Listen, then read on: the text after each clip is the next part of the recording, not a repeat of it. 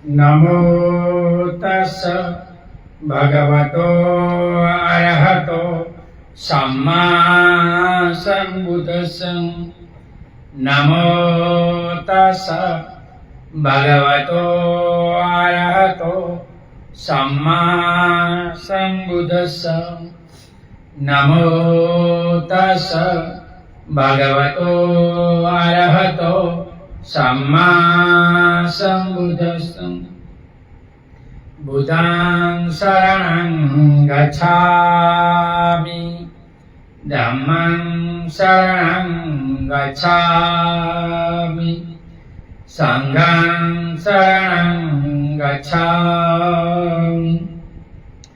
द्वितीयंपि तृतीयंपि बुद्धं शरणं गच्छामि, धम्मं शरणं गच्छामि, संघं शरणं गच्छामि। इतिपिसो भगवा अरहं सम्मा सम्बुद्धो विद्याचरण सम्पन्नो सुगतो लोकविदु अनुत्तरो पुरुषधम्म सारथि सत्थ देवमनुष्यानं बुद्धो भगवन्। स्वाखातो भगवता धम्मो सन्दिठिको अकालिको एहिपस्सिको औपनायिको पच्छतं वेदितवो व्युतोहीति। सुपटिपन्नो भगवतो सावकसङ्घो उजुपटिपन्नो भगवतो सावकसङ्घो न्यायपतिपन्नो भगवतो सावकसङ्घो सामीतिपतिपन्नो भगवतो सावकसङ्घो। यदिदं चत्वारि पुरुषाणि अर्थपुरुषपूगला एष भगवतो सावकसङ्घो। आहुणेयो पाहुणेयो दक्षिणीयो अंजलिकरणीयो अनुत्तरं प्रियं खेतं लोकसाखि। साधु साधु साधु। वर्षावास में अमर बोध विहार सुरेंद्रनगर गुजरात से भिक्षुपति श्रेष्ठी बोधिसत्व डॉक्टर भीमराव आंबेडकर लिखित ग्रंथ भगवान बुद्ध और उनका धम्म पढ़ रहे हैं। भाग चौथा का तीसरा भाग का पहला भाग। बुद्ध जीवन मार्ग। कुशल कर्म करो, अकुशल कर्म तथा पाप। कुशल कर्म करो, अकुशल कर्मों में सहयोग न दो, कोई पाप कर्म न करो। यही बौद्ध जीवन मार्ग है।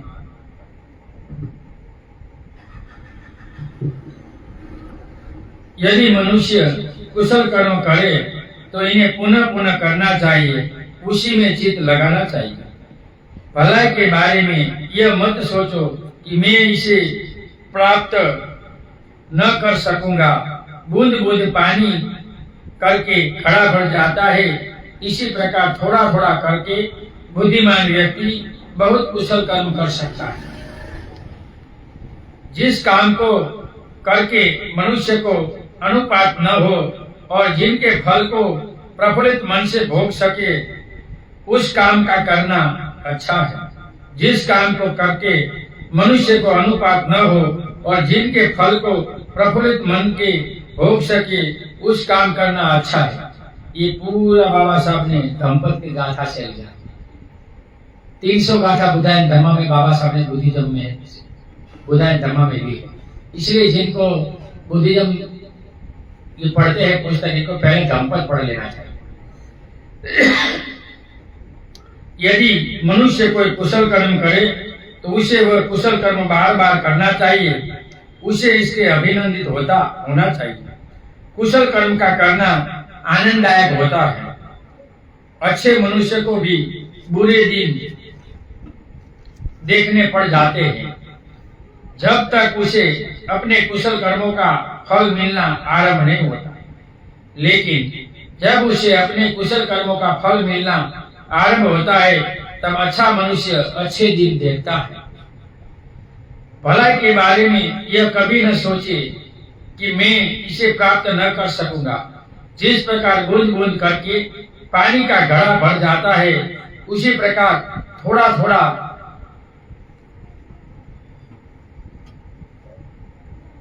मल्लिका सुगंध से भर जाता है। सद्गुणों की सुगंध चंदन और लोबान तथा कमल की सुगंध से बढ़कर है। धूप और चंदन की सुगंध कुछ दूर ही जाती है, किंतु सिल्क की सुगंध बहुत दूर तक जाती है, पूरा धम्पल है। बुराई के बारे में भी यह न सोचे कि यह मुझ तक नहीं पहुंचेगी। जिस प्रकार बूंद बूंद करके पानी का घड़ा भर जाता है, उसी प्रकार थोड़ा थोड़ा करके अकुशल कर्म भी बहुत हो जाता है और पाप का घड़ा भर जाता है। कोई भी ऐसा काम करना अच्छा नहीं जिनके करने से पछताना हो और जिसका फल अश्रुमुख होकर रोते हुए भोगना पड़े। यदि कोई मनुष्य दुष्ट मन से कुछ बोलता है तो बोलता है, वह कोई काम करता है तो दुख उनके पीछे पीछे ऐसे ही हो लेता है जैसे गाड़ी का पहिया खींचने वाले पशु के पीछे पीछे। पाप कर्म न करे, प्रमाद से न रहे, मिथ्या दृष्टि न रखे, ये पूरा धम्पल है। कुशल कर्मों में अप्रमादी हो, बुरे विचारों का दमन करे। जो कोई कुशल कर्म करने में ढील करता है, उनका मन पाप में रमण करने लगता है। जो काम को करने के बाद पछताना पड़े, उनका करना अच्छा नहीं। जिनका फल अश्रुमुख होकर सेवन करना पड़े। पापी भी सुख भोगता रहता है जब तक उनका पाप कर्म नहीं पकता, लेकिन जब उनका पाप कर्म पकता है, वह बहुत दुख भोगता है। इसलिए कभी पाप कर्म न करो, ऐसा यहाँ बाबा साहब कहते हैं।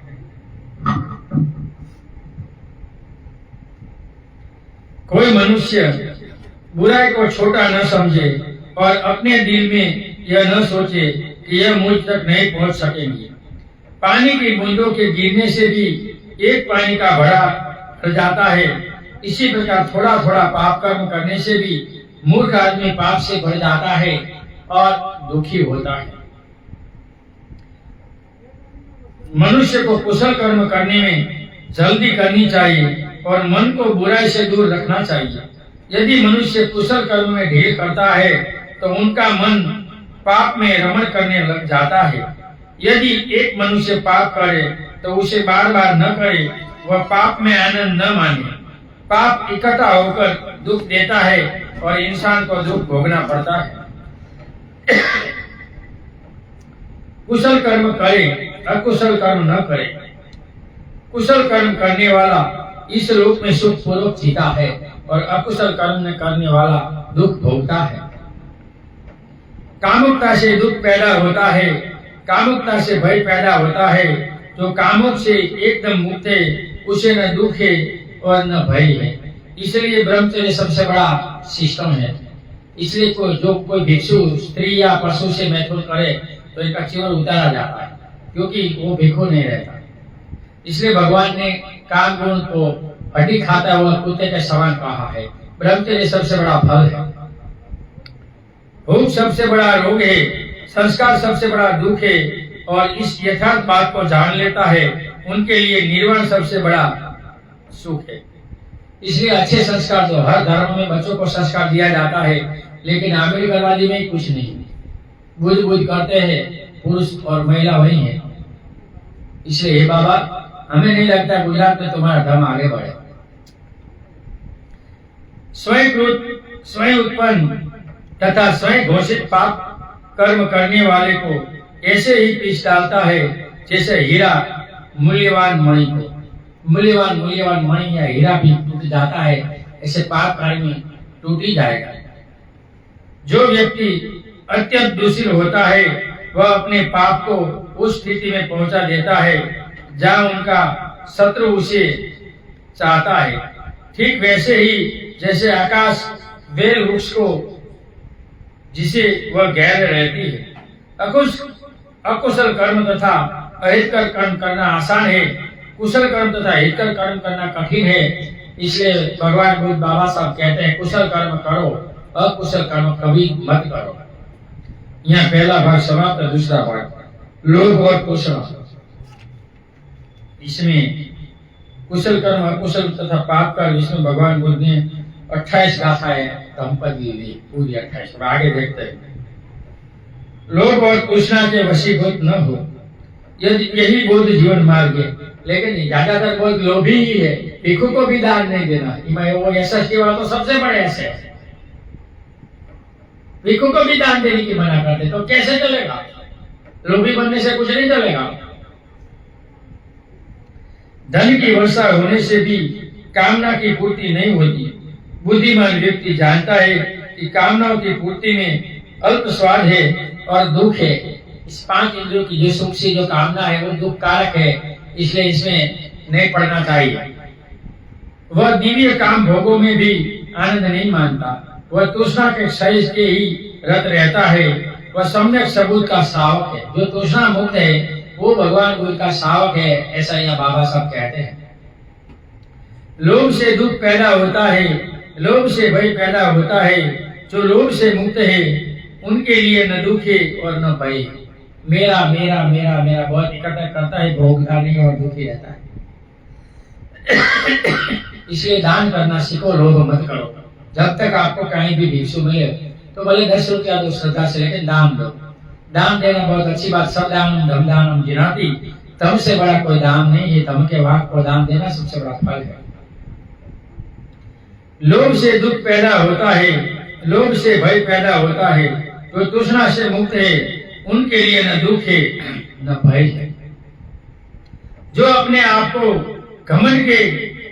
घमंड के समर्पित कर सकता है, जो जीवन के यथार्थ उद्देश्य को भूलकर काम भोगों के पीछे पड़ जाता है, वह बाद में ध्यानी भरी ईर्ष्या भरी दृष्टि से देखता है। मनुष्य किसी वस्तु के प्रति आसक्त न हो, वह वस्तु की हानि से दुख होता है। जिन्हें न किसी से प्रेम है और न धुना है, वे बंधन मुक्त हैं।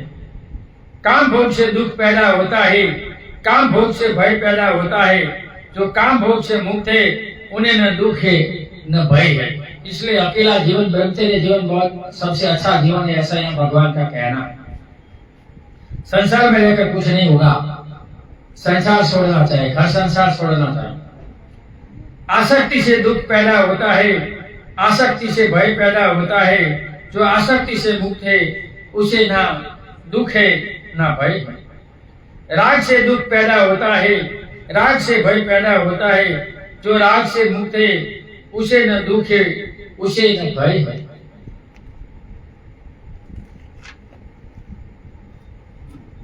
लोभ से दुख पैदा होता है, लोभ से भय पैदा होता है। जो लोभ से मुक्त है उसे न दुख है और न भय है। जो शीलवान है, जो प्रज्ञावान है, जो न्यायी है, जो सत्यवादी है तथा जो अपने कर्तव्यों को पूरा करने में करते हैं, उससे लोग प्यार करते हैं। इसलिए भिक्षु शीलवान होना चाहिए। साधु ने कैसे भी केवल पहने और घूमे। गुजरात में से 2-3 साधु घूमते हैं और गुजरात वालों को अच्छा लगता है। जो मनुष्य चिरकाल के बाद प्रवास से सकुशल लौटता है, उससे रिश्तेदार तथा मित्र उनका अभिनंदन करते हैं। उसी प्रकार कुशल कर्म करने वाले के गुण कर्म जब यह जगत छोड़ देता है तथा सर्वथा स्वागत करते हैं, जैसे प्रियजन मित्र के लौटने का। संसार में जीते जी कोई नहीं मानता, मरने के बाद ही पत्थरों की पूजा होती है। ये संसार ऐसा ही है। ये दूसरा भाग समाप्त। तीसरा, क्लेश और द्वेष। किसी को क्लेश मत दो, किसी से द्वेष मत रखो। बाबा साहब ये कहते हैं, बुद्ध वाले सब ऐसे ही है, भिक्षु के बड़े भी ऐसे रखते हैं। यही बौद्ध जीवन मार्ग है। क्या संसार में कोई मनुष्य इतना निर्दोष है कि उनको दोष दिया ही नहीं जा सकता है? जैसे शिक्षित घोड़ा चाबुक की मार की अपेक्षा नहीं रखता। शिक्षित घोड़ा होता है, जैसा मालिक बैठता है वो चलने लगता है, इनको पता चल जाता है। श्रद्धा, शील, वीर्य, समाधि, धम, विनय, सत्य की खोज, विद्या तथा आचरण की पूर्तता तथा स्मृति जागरूकता से इस महान दुख का अंत करो। देखो, श्रद्धा, शील, वीर्य, समाधि, धम, विजय, देखो ये पारमिता की बात है, लेकिन किसी में श्रद्धा ही नहीं है, क्या करे? दीक्षा लेते हो, घर जाकर सो जाते हैं, हिंदू त्योहारों में जाते हैं, बुद्ध त्योहार में नहीं आते, ऐसे बहुत ज्यादा है। क्षमा सबसे बड़ा तप है, निर्वाण सबसे बड़ा सुख है, ऐसा भगवान बुद्ध कहते हैं। जो दूसरों को आघात पहुंचाए वह प्रवजित नहीं, जो दूसरों को पीड़ा दे वह श्रमण नहीं। सही बात है, भिक्षु को तो सब दुख भोगना चाहिए और उपासकों से झगड़ा वगैरह, क्रोध वगैरह नहीं करना चाहिए। वाणी से बुरा वचन न बोलना, किसी को कोई कष्ट न देना, विनय पूर्वक संयत रहना, ये भगवान बुद्ध के भिक्षुओं को देशना है। न जीव हिंसा करो और न कराओ। अपने लिए सुख चाहने वाला, जो सुख चाहने वाला प्राणियों को न कष्ट देता है न जान से मारता है, वही सुख भोगता है और वही सुख प्राप्त करता है। यदि एक टूटे बाजन की तरह तुम निशब्द हो जाओ तो तुम्हें निर्वाण प्राप्त कर लिया, तुम्हारा क्रोध से कोई शब्द नहीं। भगवान बुद्ध को भी बहुत से ब्राह्मण आकर गाली देते थे, फिर भी भगवान कभी गर्म नहीं हुए। जो निर्दोष और अहानिकर व्यक्तियों को कष्ट देता है वह स्वयं कष्ट भोगता है। निर्दोष को कभी दुख मत दो, इसकी आंतड़ी दुखेगी तो तुम 10 पीढ़ी सुखी नहीं होगी। इसलिए 4 व्यक्ति को सोच समझकर अवहेलना करनी चाहिए, राजा की, सैनिक की, सांप की और भिक्षु की। अगर श्रीमान भिक्षु की तुम अवहेलना निराटिका करेंगे, इनके चित्त में कुछ दुख होगा तो तुम्हें भोगना पड़ेगा।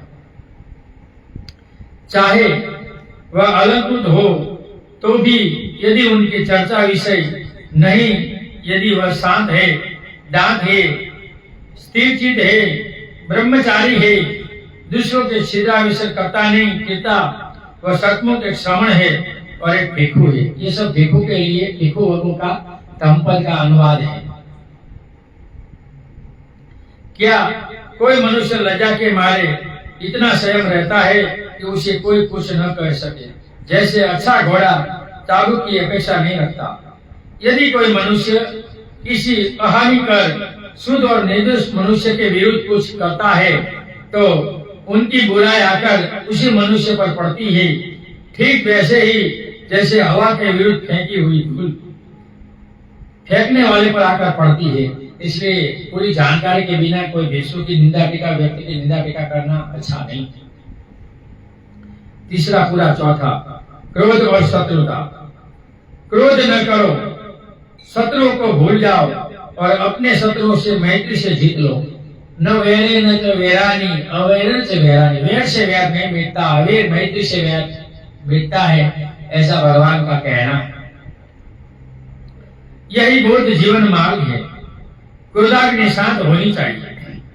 जो ये सोचता रहता है उससे मुझे गाली दी, उसने मेरे साथ बुरा व्यवहार किया, उसने मुझे हरा दिया, उसने मुझे लूट लिया, उनका वैर कभी शांत नहीं होता। ये सब पूरा धम्मपद है।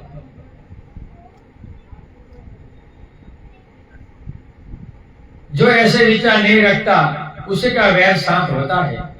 शत्रु शत्रु की हानि नहीं करता, धुना करने वाले की, लेकिन अंत में यह किसी की हानि होती है। इसलिए किसी से धुना न करो, प्यार करो। मानव को चाहिए कि क्रोध को अक्रोध से जीते, बुराई को भलाई से जीते, लोभी को उदारता यानी दान से जीते और झूठ को सच्चाई से जीते। यही बौद्ध जीवन मार्ग है। लेकिन ऐसे भिक्षु भी नहीं दिखते और ऐसे उपासक भी नहीं दिखते, गुजरात में तो नहीं दिखते। सत्य बोले, क्रोध न करे, थोड़ा होने पर भी दे। ये दान की बात है, आपके पास थोड़ा है या भिक्षु आ गया तो थोड़ा दो, लेकिन ये तो ये ऐसे निकालते हैं। मनुष्य को चाहिए कि क्रोध का त्याग कर दे, मन को छोड़ दे, सब बंधनों को तोड़ दे। जो मनुष्य नाम रूप में आसक्त नहीं है, जो किसी भी चीज को मेरी नहीं समझता है, उसे कोई कष्ट नहीं होता। जो कोई व्यक्ति क्रोध को उसी प्रकार रोक लेता है जैसे सारथी भ्रांत रथ को। उसे ही मैं जीवन रथ का सच्चा सारथी कहता हूँ। शेष तो रस्सी पकड़ने वाले लोग होते हैं और ऐसे बहुत से लोग हैं जो कुछ नहीं कर सकते। जय से वैर पैदा होता है, जीत से वैर पैदा होता है, पराजित मनुष्य दुखी रहता है।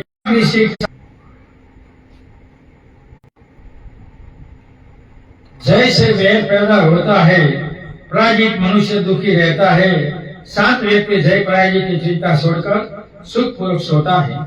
कामाग्नि के समान आग नहीं, घृणा के समान दुर्भाग्य नहीं, उपादान संदोष के समान दुख नहीं, निर्वाण से बढ़कर सुख नहीं।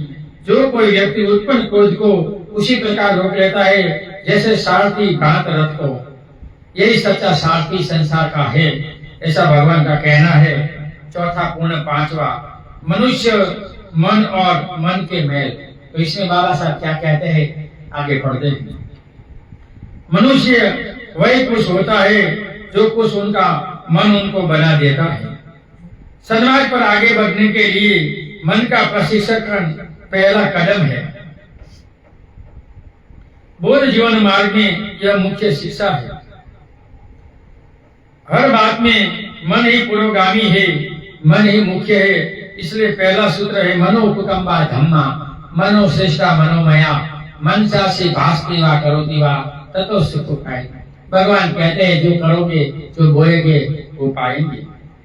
यदि कोई मनुष्य दुष्ट मन से कुछ बोलता है या करता है तो दुख उनके पीछे पीछे ऐसे हो लेता है जैसे गाड़ी के पहिए गाड़ी के खींचने वाले पशु के पीछे पीछे आता है। पशु दौड़ता है और थक जाता है। तो ये संसार ऐसा है। यदि मनुष्य स्वस्थ मन से कुछ स्वच्छ मन से कुछ को बोलता है या करता है तो सुख उनके पीछे ऐसे ऐसे ले लेता है जैसे कभी साथ न छोड़ने वाली साया मनुष्य के साथ। जो मैं आगे शुद्ध बोला मनोकंबा धम्मा, वही बात हुई। इन चंचल स्थिर दुरक्षर दुर्निवार्य मन को बेगावी मनुष्य ऐसे ही सीधा करता है जैसे बाण बनाने वाला बाण को। जिस प्रकार पानी से बाहर स्थल पर फेंकी हुई मछली तड़पती है, उसी प्रकार माल के बंधन से मुक्त होता हुआ मन तड़पता है। निर्वाण लेना कोई सामान्य बात नहीं है। जिसे काबू में रखना कठिन है, जो चंचल है, जो हमेशा मौज ही खोजता रहता है, ऐसे मन को काबू में रखना अच्छा है। शांत मन प्रसन्नता लाता है। अपने आप को एक प्रदीप या दीप बनाओ, परिश्रम करो। जब तुम्हारे चित्त मलों का नाश हो जाएगा और तुम निर्दोष हो जाओगे, तुम अनंत संसार को प्राप्त हो जाओगे। जिस प्रकार सुना क्षण क्षण करके थोड़ा थोड़ा करके चांदी के मेल को दूर करता है, उसी प्रकार बुद्धिमान मनुष्य को चाहिए क्षण क्षण करके थोड़ा थोड़ा करके अपने चित्त के मेल को दूर करे। ये पूरा धम्मपद है। 450 में से 300 गाथा बाबा साहब ने ली है। इसलिए बार बार बोलता हूँ धम्मपद पढ़ो। कथा और गाथा यूट्यूब में आती है, 1 घंटे की है। सुबह शाम अपने घर में पढ़ो, सुनो। जिस प्रकार लोहे से उत्पन्न हुई अशुद्धता काट लोहे को ही खा जाता है, उसी प्रकार पापी अपने कर्म से दुर्गति तक ले जाता है और पापी पाप में मरता है। इसलिए पाप मत करो।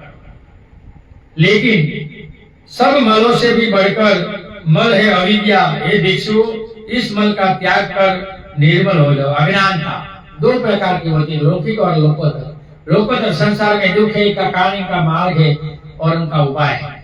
ये लोकोत्तर लौकिक है सांसारिक।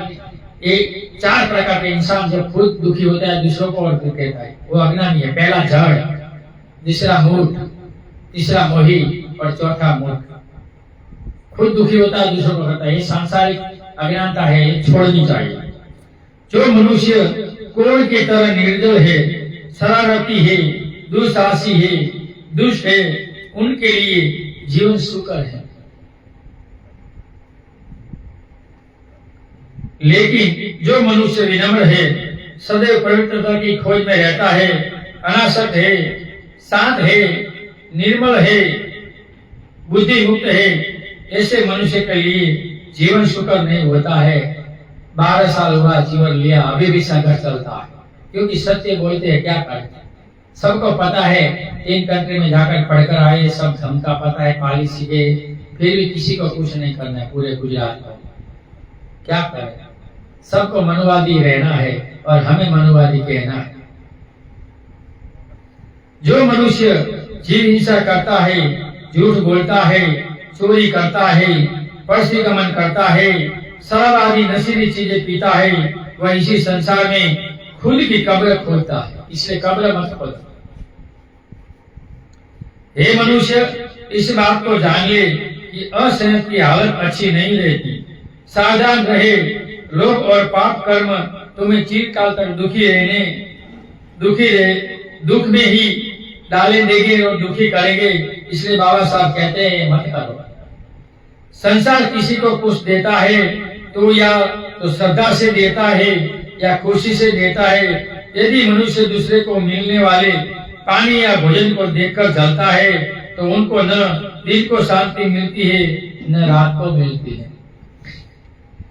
जिनके मन में ऐसी भावना न रही है, जड़ मूल से जाती रही है, वह दिन को भी शांति से रहता है और रात को भी शांति से सोता है। राग के समान आग नहीं और लोभ के समान ओट यानी बाढ़ नहीं। अभी तो पूरे पंजाब को ढो डाला, कश्मीर को ढो डाला, अफगान में दान गया राजा का, लेकिन यहाँ नहीं आया। क्या करे, यही प्रॉब्लम है इस देश का, वर्णवाद और जातिवाद। दूसरे के दोषों आसानी से दिखाई देते हैं, अपने कठिनाई से। मनुष्य दूसरों के दोषों को भूसों की तरह उड़ाता है, किंतु अपने दोषों को वैसे छिपाता है जैसे दुष्ट जुआरी ताश के चुरा कर सोता है जन्माष्टमी और जीत गया, झूठ कर जीत गया। कोई बोलता है खानदानी से खेलो, ये खेलना ही झूठ है, मैं खानदानी कहाँ है। जो मनुष्य दूसरों के दोषों को ही देखता रहता है और अपने सदा सिखा ही रहता है, उनके आश्रय बढ़ते हो जाते हैं और वह चित्त मलों के क्षय से बहुत दूर हो जाता है। सभी पापों से बचो, कुशल कर्म करो, अपने विचारों को शुद्ध रखो, यही भगवान बुद्ध की शिक्षा है। ऐसा यहाँ डॉक्टर भीमराव आंबेडकर कहते हैं, मैं नहीं कहता। 5वां भाग समाप्त। 6 स्वयं और आत्मा विजय। यदि अपना आप है तो आत्मा विजय होना चाहिए, यही बुद्ध जीवन मार्ग है। मनुष्य का अपना आप ही उनका मालिक है, दूसरा कौन मालिक है हो सकता है। अत्तदीपो भव, तुम ही तुम्हारा विवाह है, तुम ही अपना खुद का मालिक है, कोई मालिक नहीं है। यदि मनुष्य अपने आप को संयत रखता है, जो वह दुर्लभ स्वामित्व को प्राप्त करता है। बाबा साहब ने इसे तो बोधिसत्व कहलाए और अंग्रेज के सामने अपनी प्रज्ञा से इस देश को दिया, लेकिन इनके लोग को पता नहीं।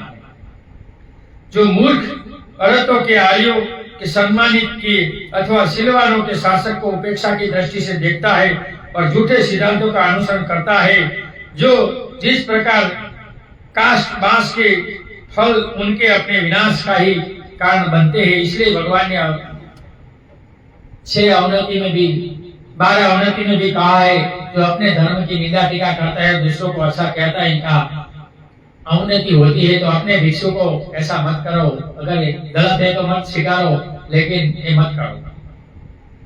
उसी प्रकार उसे मनुष्य के कर्म उनके विनाश का कारण बनते हैं। तो अभी दिखाई जाता है कि ऐसे सिस्टम से कभी बुद्धिज्म है बाबा, तेरा बुद्धिज्म आगे बढ़ने वाला नहीं है। व्यक्ति अपने आप ही पाप कर्म करता है, अपने आप ही उसमें मैला होता है, अपने आप ही उसे शुद्ध होता है। शुद्धि अशुद्धि प्रत्येक व्यक्तिगत बात है, एक दूसरे को शुद्ध नहीं कर सकता। अपना कर्म अपना है, अपना कर्म खुद को धोना है, दूसरा नहीं धो सकता है। गुरु तो मार्गदाता है और मोक्ष तो अपने आप को लेना है। जो प्रमाद ही प्रमाद देखता रहता है, जो इंद्रियों से असंयत है, जो भोजन के मात्र नहीं है, जो शिथिल होता है और दुर्बल होता है, उस मनुष्य को उनके असंयत कर्म ही ऐसे पसार देते हैं जैसे दुर्बल पेड़ को पवन में दुर्बल पेड़ पड़ जाता है। ऐसे असंयमी भिक्षु, आलसी भिक्षु, प्रमादी भिक्षु, ब्रह्मचर्य न पालने वाला भिक्षु, भिक्षु नहीं रहता, वो बाबा ही होता है। इसको भिखार नहीं, भिक्षु नहीं कहा जाता।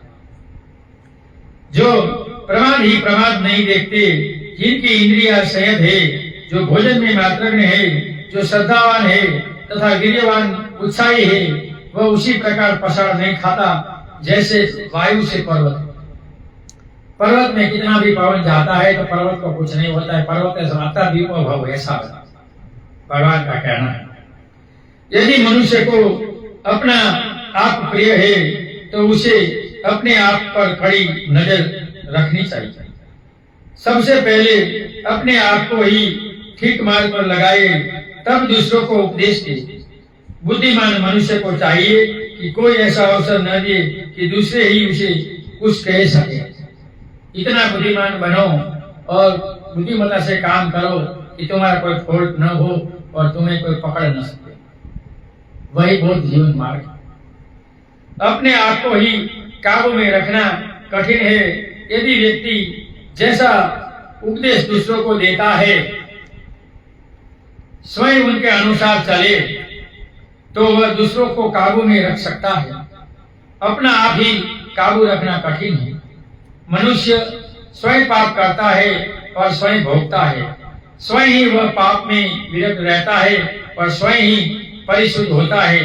शुद्धि और अशुद्धि दोनों ही व्यक्तिगत है। कोई एक किसी दूसरे को परिशुद्ध नहीं कर सकता। गुरु नाम दान लो और मुक्त हो, कैसे होगा भाई? गुरु को थोड़ा तेरे कर्म का पता है, वहां तो मान लेते हैं लोग, मानना गलत है।